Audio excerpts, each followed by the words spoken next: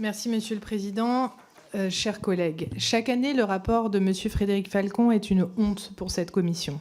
L'an dernier déjà, son texte était abject. Cette année, il franchit une nouvelle ligne rouge. Hier soir, à la lecture de ce rapport, j'ai eu envie de vomir. Ce n'est plus un rapport budgétaire, c'est un manifeste idéologique d'extrême droite. C'est d'ailleurs explicite, page 13, M. Falcon n'écrit même plus en tant que rapporteur, mais au nom du Rassemblement national. Il assume de faire d'un rapport parlementaire un outil de propagande.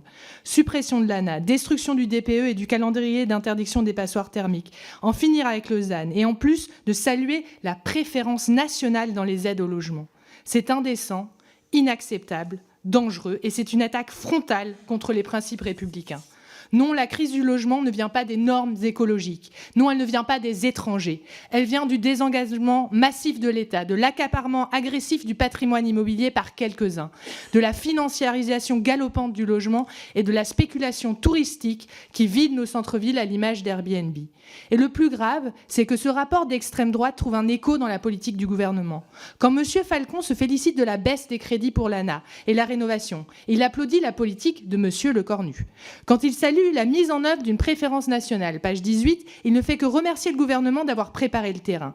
Oui, le Rassemblement national se frotte les mains, car le budget du logement 2026 reprend ses obsessions. Moins d'aide, moins d'écologie, moins de solidarité. Le programme 135, celui de l'ANA et de la rénovation, s'effondre. Moins 28% en autorisation d'engagement, moins 19% en crédit de paiement. Le programme 109 recule de 590 millions d'euros, gelant les APL pendant que des millions de foyers n'arrivent pas à se loger. Alors certes, le programme sur l'hébergement d'urgence augmente de 110 millions d'euros, mais comment ne pas voir qu'il reste terriblement insuffisant face à l'explosion des besoins? Dans un pays où plus de 350 000 personnes sont sans domicile, où des familles et plus de 2500 enfants dorment à la rue, ce n'est pas un effort, c'est un aveu d'échec. Monsieur le Président, chers collègues, quand l'extrême droite applaudit la politique du logement du gouvernement, c'est que le cap est perdu. Le logement, c'est la base de tout. La dignité, l'émancipation, la transition écologique. Ce n'est pas une charge comptable, c'est un choix de société. Le groupe écologiste et social refuse cette convergence entre libéralisme cynique et nationalisme haineux. Je vous remercie.